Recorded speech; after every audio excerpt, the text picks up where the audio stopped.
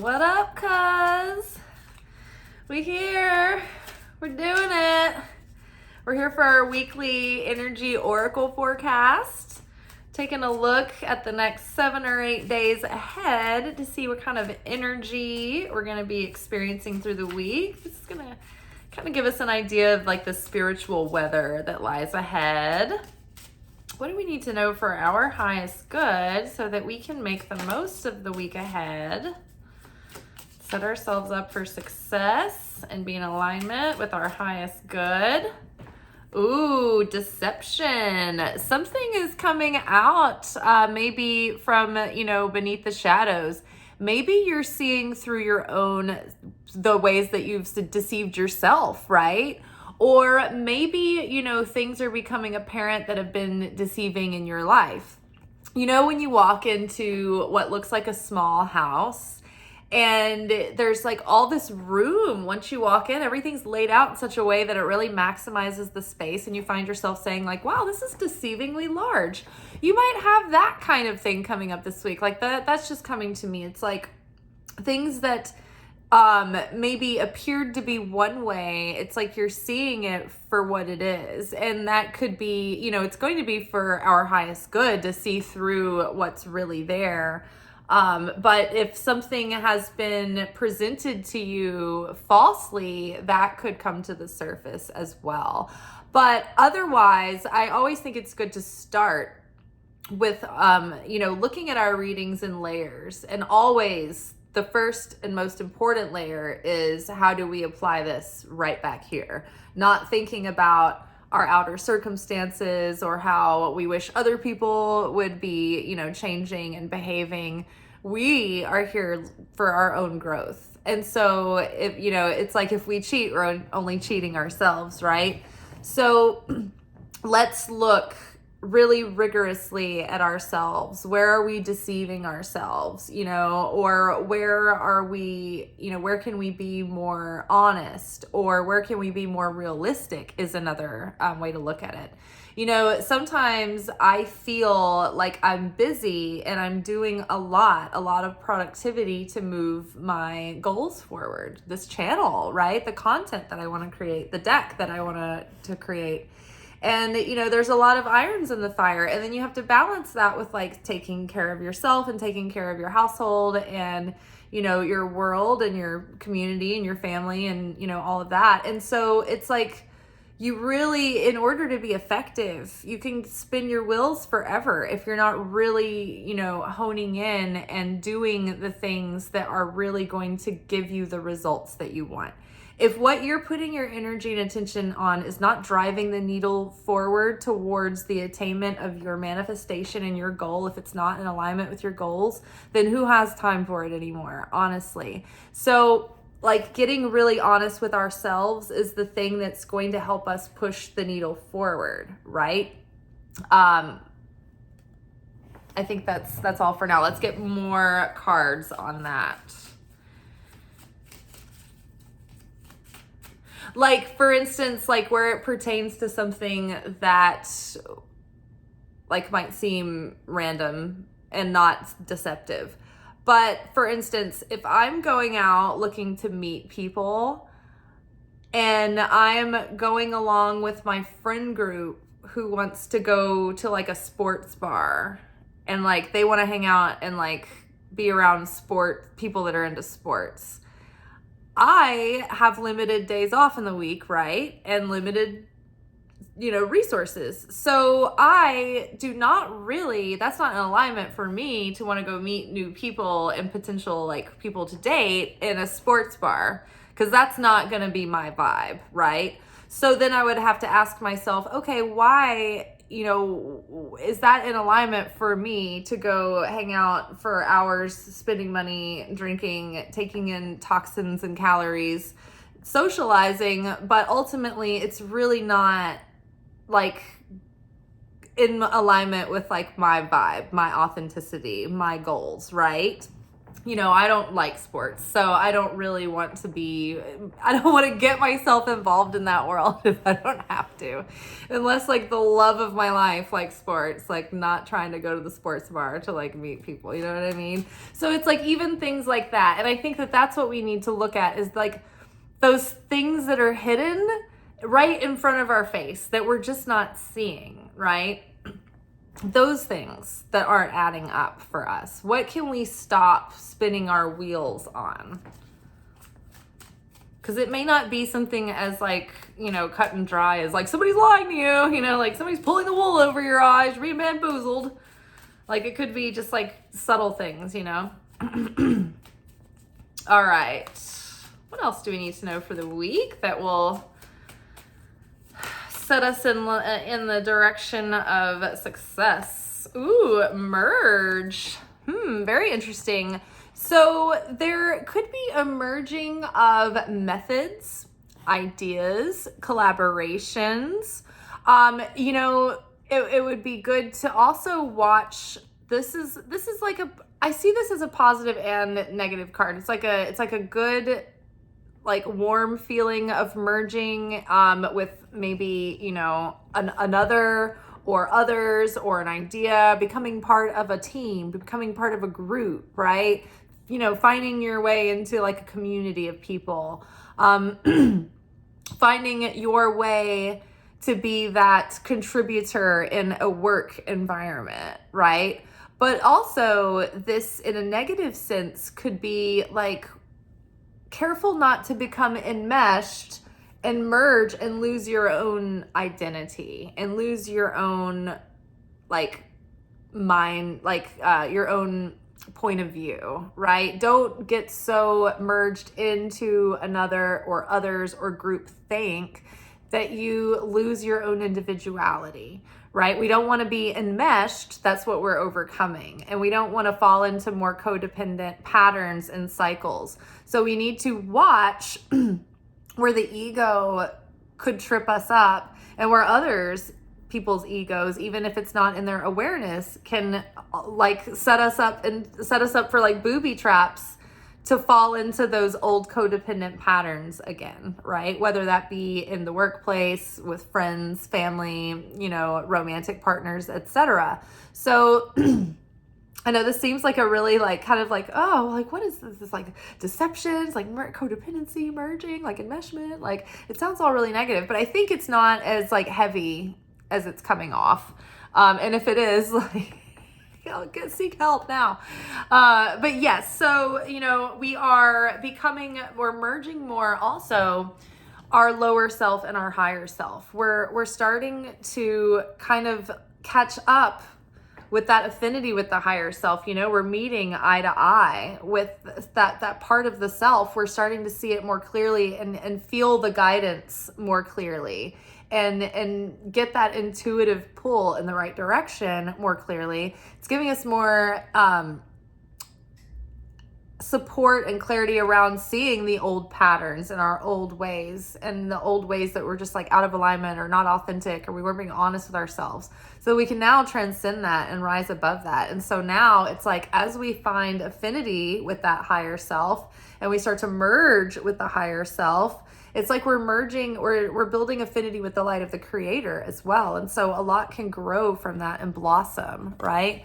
There is an egg and a mushroom here. So the mushroom, what it does is it takes things that are decaying and it actually takes that nutrients in and redirects it, repurposes it, remix, and it becomes a fungi, right? That's very healthy and nurturing. And there's all kinds of, things that mushrooms can do, but they come out of decay, death, things that fall away. Something new is birthed out of that, something very rich and valuable, right? That egg is here. It's like this new beginning is ready to hatch. There's this green growing out. There's fertility, there's growth potential, there's creativity here. It's like there's something's ready.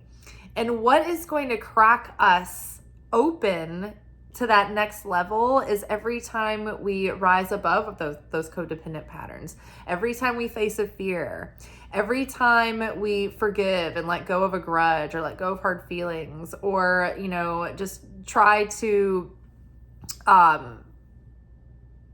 move forward productively, right? Every time we're able to either bite our tongue and not pop off, or maybe our thing is that we need to learn how to have healthy, proactive confrontation, and we've been able to do that without it being like a big emotional thing, right? Every time we crack through our weaknesses, our flaws, our fears, you know, those negative shells, it opens us up and it brings out more of the light that's already in us. And that creates affinity with the light of the Creator. And then we start resonating with the light. And then we get in harmony with that miracle zone. And that's when you start getting in the flow. And that's when you start getting like the manifestations start coming through and the synchronicities. And you're just like, wow, I'm in the zone. Like everything just keeps happening. I'm like, man, I wanted a smoothie and it just like showed up at my doorstep. And then like bigger things start happening and all of this stuff in time and space start aligning. But the cost, the sacrifice is that we have to overcome our bullshit. And every time we do, things will start opening up. So overcoming the self. Also though, every time the opponent tricks us into falling prey to the tricks of the ego, we get a little cookie then too, right? We get a little reward for like doing what we wanted. So it takes discernment and it takes being honest with the self. But we know when we're ignoring the truth within. We know it when we're doing it. We're good at burying that feeling. It's easy to justify it away because we're like, oh, I'm just being paranoid, or I'm just being over vigilant, or, you know, oh, it's just my imagination. Oh, joy. Okay, great. So the more, you know, we're doing this work, the more we're offloading that, the more that we're, you know, it's like when you really like see through your bullshit and then you do something about it, you start to change it and you stop doing the thing that like kept you in the bad cycle or the pattern that kept you plateaued.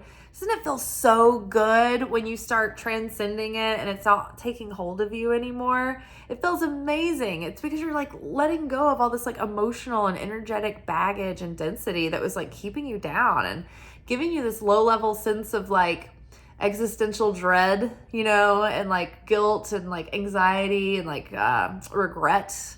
So it's like as we let go of it and as we're, you know, merging with that higher self, as we're merging with, you know, just a day-to-day that's more in alignment with our authenticity, with our joy, it's going to perpetuate more joy. So the more joyous we are within, that's going to create magnetism for joy. And so what is drawn to that magnet is going to be things that are going to bring us joy, that are going to give us that feeling, that are that same resonance for us.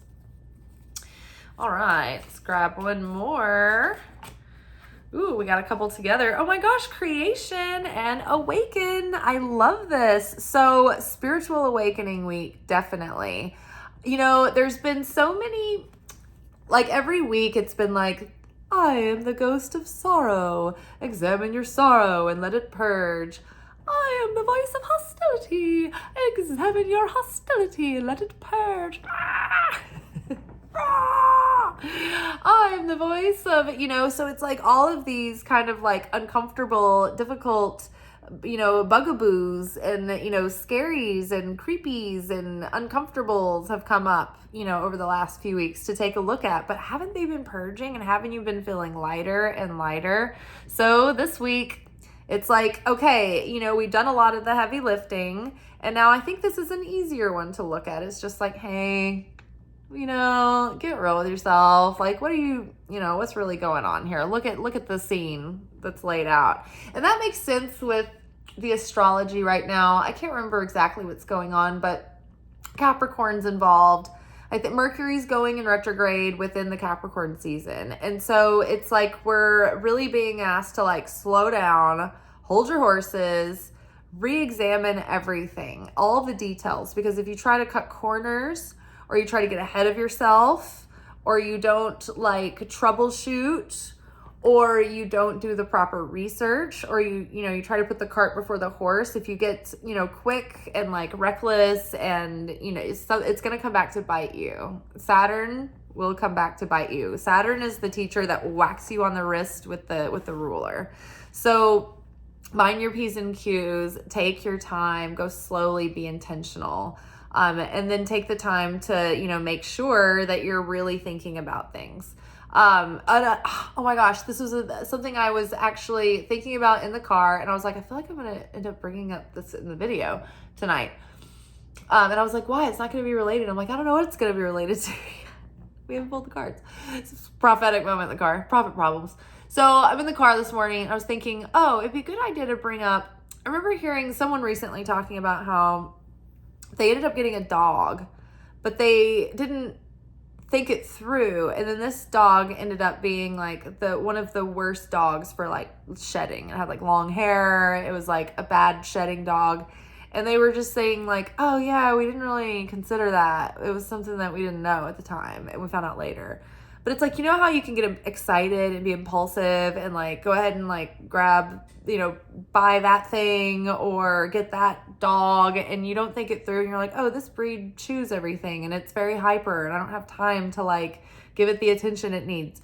When it's like, and I had this thought, like, it almost, when your parent, is telling you as a child, like, have you thought it through? Like, have you really thought this through? And as a kid, you're like, yes, I have. I thought it through.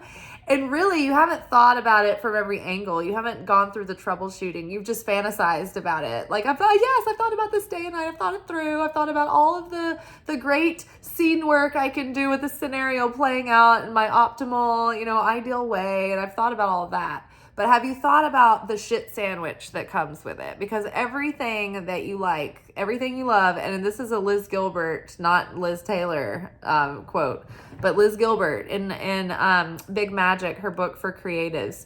She talks about when you get realistic, when you cut through your own fantasies about life and about your dreams, you have to deal with the fact that even your dearest dream, your dearest goal to you is going to come with a shit sandwich. And so in life, we need to choose what we want to do based on the shit sandwiches that we're willing to eat that come with it, because everything has a pain in the ass side of it. So it's really important to look at those parts too, to look from all the angles, to get into that unglamorous nitty gritty side of whatever we're talking about here. This can apply to so many things. But on the other side of this clarity is coming joy, which is adding to our creative power. And so right now it's like, as we're becoming joyous and as we're becoming like super appreciative and we're really awakening, we're starting to feel the change and feel the difference. And we're starting to see the difference starting to blossom in our lives and within ourselves even. It's like almost like it's easier to take different actions than we used to. Things that used to be hard for us, or things where we used to get really reflexive and responsive. It's like, oh, I'm actually pretty chill right now. I'm able to make like a sound, emotionally sober, sovereign choice with my free will. Like a divine human being, and not like an animalistic survival mode where you're like, oh, just reacting to everything happening all the time. So that's, we're wanting to be in a state of like fulfillment in order to create more fulfillment. So being joyous, speaking your appreciation, being in the state of mind and really the state of feeling when you'd be in when you already have the manifestation. We need to be able to cultivate that feeling, that level of fulfillment without the manifestation, because that, like, having that feeling being the base note, like the foundation, is what is going to make the manifestation last. It's going to bring the manifestation in, and it's going to make it sustainable. It's like when we get needy for something and we think that we need the manifestation to make us feel the fulfillment, that's when it will never give us fulfillment, because it will be like that, the dragon that we chase, right? And it will never fulfill us, whether it be a person, a job, a possession, a title, right? A job, a career, a certain amount of money in the bank. If we're not joyous with $50, we're not going to be joyous with 50,000, because it's the ability to be comfortable with your own company and be at peace inside and be satisfied with what you have. You can, if you're not satisfied with what you have, you can have everything in the world and you'll still be dissatisfied. In fact, probably more so than if you had less, right? Because then you don't even have the hope of like looking forward to something anymore. Right? You're like jaded. You're like, oh, I don't even care. I've got overnight delivery of anything I want. Like, it's gonna same day delivery. I don't even care. I'm so jaded. All my, like, you know, you're just reaching for this shot of energy when really it's all within, because the light of the creator is within and without and within everything. And that's what we're really wanting to connect with. When you drink a bottle of wine, when you smoke a joint, when you go on a date, when you get on social media to see if anybody has commented or, tried to talk to you or whatever, you're getting like energy from that. That energy that you're reaching for a vessel to get energy from it. And it's very finite and it's very dangerous, right? Because if someone takes that fulfillment, then they're taking your validation, right? It's all caught up. It's all connected. But when you realize that this is just a vessel that can change in and out, right? It's the light that I'm really connected to. And the light shows up to me, for me, in any given moment, the way that I'm going to need it in that moment. And so when you see past the illusion of the vessel being the thing, and you're like, oh, it's the fulfillment from the light within the thing that I'm getting, that's what I want to connect with. Then you're like, oh, I don't actually need that thing to perpetuate that feeling. I know lots of ways to connect with that feeling, so it's like gives you a lot of freedom, and it gives you edge, and it gives you more fulfillment and more appreciation for the thing. And that's how your energy can resonate with that thing. You're not repelling it with a state of lack, fear, doubt, anxiety. So getting into the seed level that you want to create from: joy, appreciation, abundance, love, being tuned in, tapped in, turned on. Disco. Disco is my favorite core desired feeling word. It's my favorite buzzword for my core desired feeling. I want to feel disco every day. If you think about disco, opulent, fabulous, strutting, sashaying, like absolutely like over the top glamorous, chill, right? Disco is not depressed. Disco does not wallow in misery. Disco is not anxious. Disco is out to party, right? So yeah, I want to feel disco. So create from a feeling of excitement for life, being titillated, like being impassioned and like having a sense of purpose. And then, it's just going to like add to the awakening. The awakening is adding to the creation, the creativity, the joy, the abundance, and then that is adding to the awakening. So it's like getting this whole like little generator started. But very exciting, very expansive energy this week. If not with moments of contraction, think about giving birth. It's like a little bit of contraction, pain. Well, not a little bit, but you know what I mean. And then open it up. Awakening, right? Expansion. The moon is here with this awakening and with the sunflowers. So again, something is coming out into the light. The moon is about what's not being seen, what's beneath the surface, what's being hidden. The moon can also be about facing those things and facing fears, right? So it's like we're facing these deceptions, probably our own self-deception, but there could be things in our environment that just haven't been what they seem, and we're gonna see the light this week. And I keep the two people here together, these equal size people. I feel like there's some kind of merging of the lower self and the higher self within. But then we've also had cards recently pointing to kindred spirits coming in. So these could be creative collaborators, new friends, a new community of people that you're putting together for a team, or it could be, a relationship, a romantic relationship coming together, meeting a new person, or the person that you're with. It's like you're starting to see more eye to eye, right? The relationship is getting sturdier, right? It's going into a deeper layer or level. Okay, well, I think that is it for tonight, y'all. I hope you are gonna have a good day tomorrow, a good rest of your whatever it is, night, day, whenever you're watching this. And yeah, I'll see you tomorrow for the next one. Mondays, we have our anchor message, which is when we look into what are the spiritual lessons for the week. So Sunday night is our energy oracle forecast for the spiritual weather.